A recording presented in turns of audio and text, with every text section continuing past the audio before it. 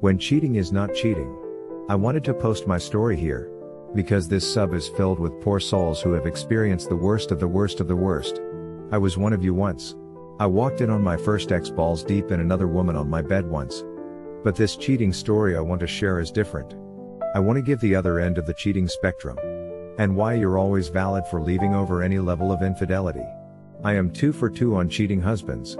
But this time, the pain is in my hands and on my terms. My ex was raised by a single mom. His dad left his mother with 3 young boys to pursue a younger woman and new family. And my ex always said he would never cheat because of how it destroyed his mother. I believed him. When we first met, he confessed he's been sexually active with over 500 women. I believed him. But this was a red flag to me. When I asked why me out of 500, he always told me I am marriage material. Mother material. That I love him for him. Unlike those other women who only cared about dick and money.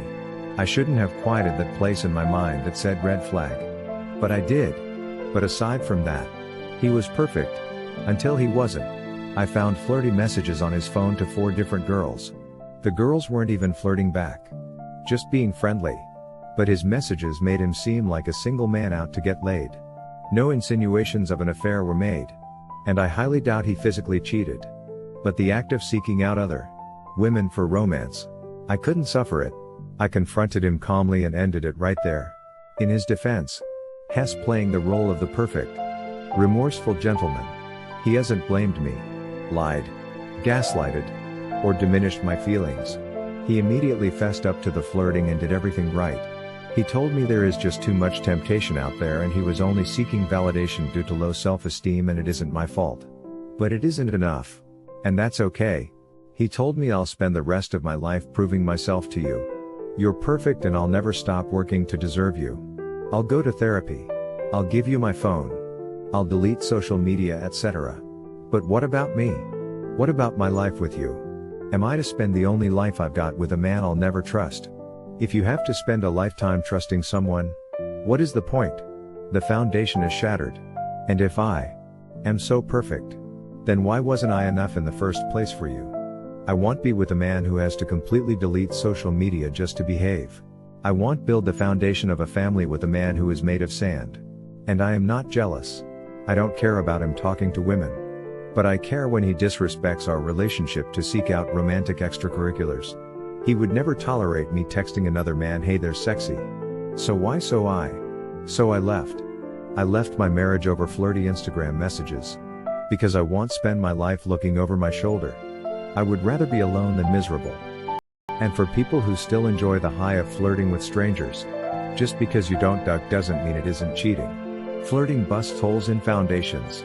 And those foundations are a hell of a lot harder to repair than they are to build. So do yourself a favor and don't get in a relationship if you still desire this kind of narcissistic validation. It's okay if you're single. But not if you're taken. And if you've ever been told that leaving over harmless texts is just throwing a relationship away, do yourself a favor as well and find someone worth building a future with. That's all. And to my ex-husband. One day when your beautiful blue eyes are covered in cataracts, and your muscles turn to flab, and your thick dark hair starts to thin and fall out, I hope you're happy. Because the high of sexting pretty girls and having them respond will fade quickly. One day, if you don't change, you're going to look around and find an empty household. Money, attractiveness, material possessions. It never mattered love. I hope you learn that lesson before it's too late. I would have been there. And I think you know it. But I will never be a doormat. Best of luck in your Tinder endeavors. I am many things.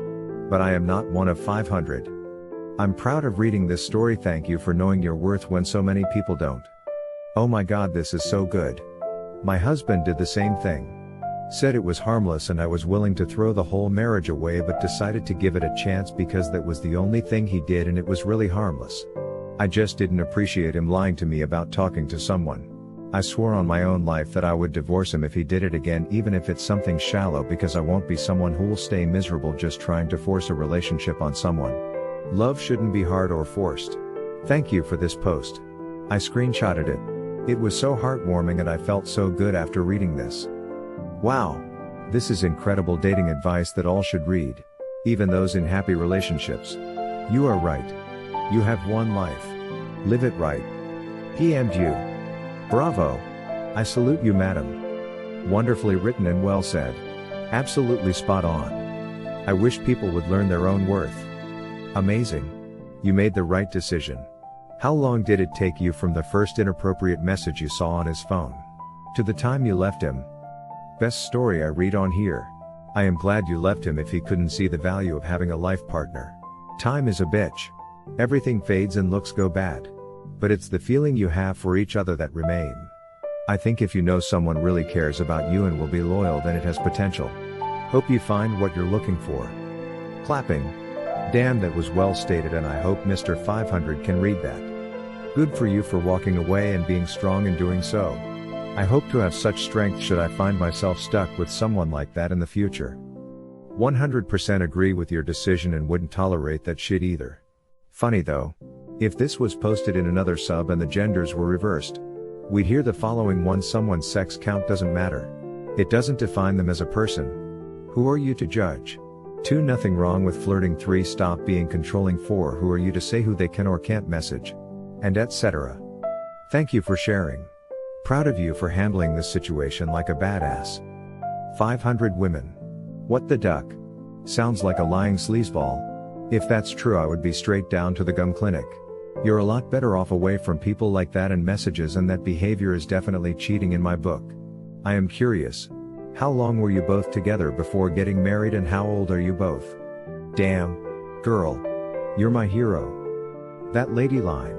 Bam. Good on you. You should be proud of yourself for trying marriage again. And even prouder that you've learned from the first go around to get out of this one now. I am curious, OP. Do you consider porn cheating?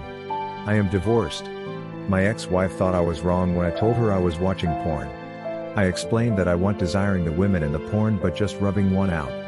We really didn't ever have a lot of sex in our 4-year marriage, and I knew when we separated at one point that she'd been with multiple men. So why we didn't have lots of sex, I'll never know. I have searched for someone to have gone through a similar encounter and have failed up until now. I had what I thought was the most perfect relationship with the at the time perfect man until a random girl on Instagram messaged me with screenshots of their dirty conversations. He tried to brush it off and promised he would never do it again, but a few months later it just happened again, but this time worse. It's a weird addiction that I will never understand.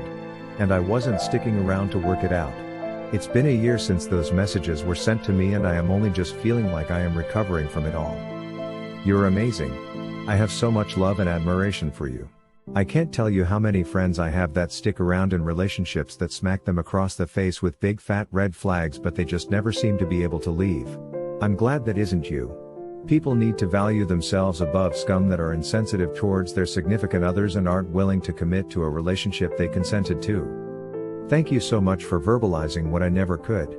I wish I could have read this in my last relationship when I was a ducking mess and he gaslit me heaps over his messages to other women. I knew it wasn't right, but I could never quite figure out how to phrase it, but this explains it perfectly.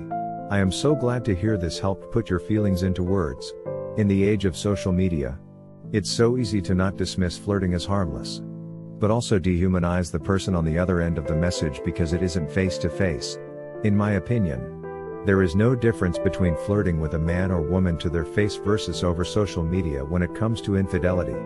A cheater is a cheater is a cheater. Best to get out before it inevitably becomes physical. I always think of that Maya Angelou quote. When someone shows you who they are, believe them the first time. Best of luck to you in everything. And I hope you never have to go through what you went through again. If you ever have to choose between me and someone else, don't choose me. Always take a chance to clear your doubts. I decided to feed my curiosity and give it a shot. After a long tedious search and being shortchanged by incompetent hands, I stumbled on probably the most reliable person. What got me most was his offer of a total refund of any unsatisfactory service, but I didn't use that as an option cause he got the job done. Check out philiphackman1gmail.com. He gives the best 2 for 2 for cheating husbands, and guess what, you were the 501st or higher for that guy. Neither of you are right in this situation. You both went back on your vows to each other. Doesn't really matter if he went back on his word before you did. The point is neither of you cared enough about the marriage to put the work in. I'd rather be alone than put up with your shit. So do yourself a favor and don't get in a relationship if you still desire this kind of narcissistic validation. It's okay if you're single. But not if you're taken. Well, if more women were open to NSA sex, then I think that would be an attractive option for many men. I am not condoning cheating by any means. But I see this mentioned frequently: stay single if you want to hook up and be with different people argument. That's not easy to do if you're a man. As women tend to relationships. I don't like being single because I enjoy frequent and routine sex. Problem is, I also like a variety of different women but don't have the money nor charisma to be able to stay single and get both. Definitely not able to get sex as frequently as I do in a relationship. So while it's easy to say, stay single, the reality is most men don't want to and will just keep cheating and hoping their wives or girlfriends never find out. The mental gymnastics some people do to justify hurting their loved ones is truly fascinating. No mental gymnastics. I very clearly stated I enjoy very frequent and easily obtained sex. For men. Especially ones without a lot of money. That pretty much means being forced to agree to a monogamous relationship. If you know of any alternatives to obtaining what I need without deception, I'd honestly love to hear it. No one forces you to do shit. You willingly enter into monogamous relationships with women because sex. Cheat on them because variety and then have the audacity to say "Velp. Society forced me to do it." Take some responsibility and stay single as mentioned. So be miserable to avoid making others miserable. No thanks. I think I would rather not be miserable because that is one of the worst feelings in the world. It creates distress in your body and gives you incredibly strong anxiety just being sad or miserable all day. I would go through tubs of ice cream. Hit like.